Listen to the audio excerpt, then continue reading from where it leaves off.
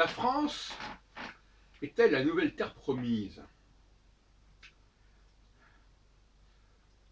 En fin de compte, plus exactement, est-ce que ce n'est pas la vraie terre promise, puisque j'ai une approche un peu prophétique de la Bible. Elle ne nous parle pas tant de ce qui s'est passé que de ce qui va se passer. Il y a des similitudes assez frappantes, peut-être est-ce une coïncidence, entre la France et la Palestine. Avec le Jourdain pour la Palestine et le Rhin pour la France. Le Rhin et le Rhône, si on veut aussi. Et donc la France se trouve à l'ouest de ce Rhin, de cet axe Rhin-Rhône, comme la Palestine se trouve à l'ouest du Jourdain. Il ne faut pas entrer dans les détails de savoir si effectivement il y avait déjà partie à l'est. Globalement, c'est ça. Autre coïncidence étrange, vous me reconnaîtrez qu'on est peut-être simplement dans l'analogie, mais je vais quand même vous la soumettre.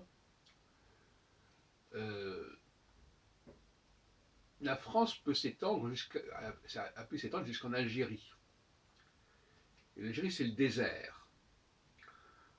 C'est le Sahara. Et le sud de la Palestine, c'est le Sinaï. C'est le Negev et le Sinaï. Et entre le Negev et le Sinaï et le nord du pays, il y a la mer Morte.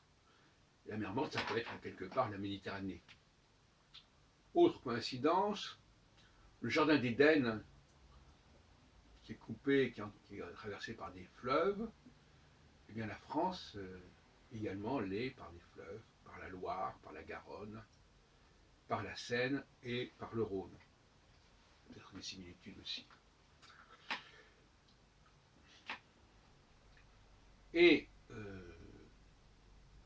pour les Juifs,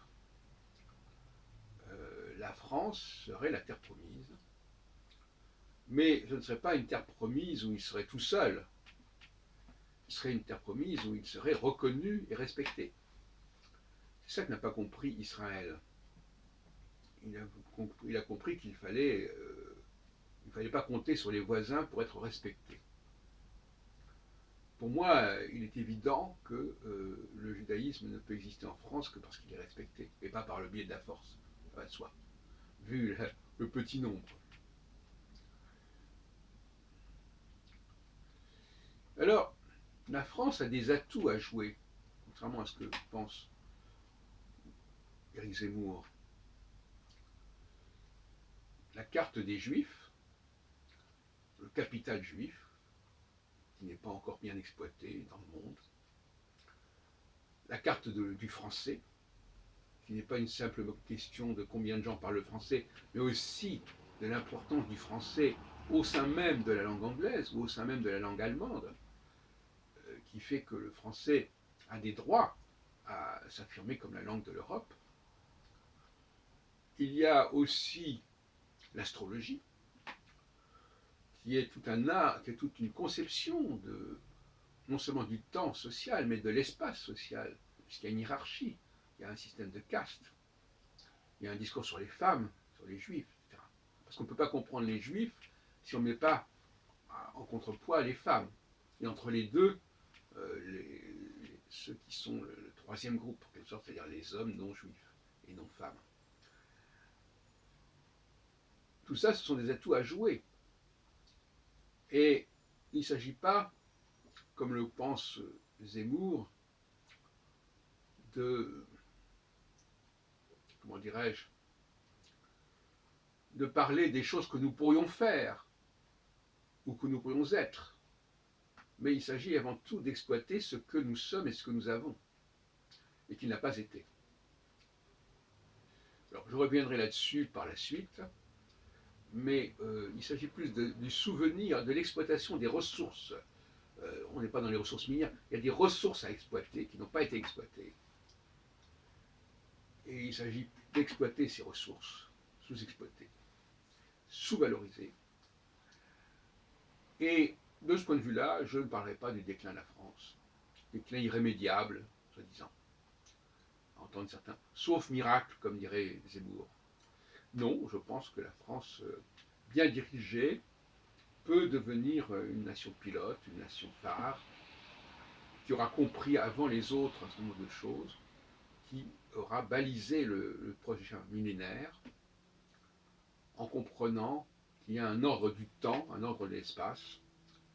L'ordre du temps, c'est celui de la dialectique cyclique que j'ai mis en évidence. L'ordre de l'espace, c'est ce système ternaire de l'organisation de la société. Et puis aussi, une chose que ne veut pas comprendre Zemmour, qui bafoue le communautarisme, qui bafoue le multiculturalisme. Moi, je ne vois aucun inconvénient à ce qu'il y ait du multiculturalisme, ça ne me gêne absolument pas. Et donc, dans ce côté-là, je ne serais pas pluraliste que le roi. La France est un empire, et dans un empire, il y a de la diversité. Et d'ailleurs, la notion même de laïcité ne fait sens que parce qu'il y a de la diversité. Il ne faut quand même pas avoir le beurre et la beurre. C'est parce que nous sommes dans la laïcité que cela va de soi, que nous sommes en mesure de gérer la multiculturalité.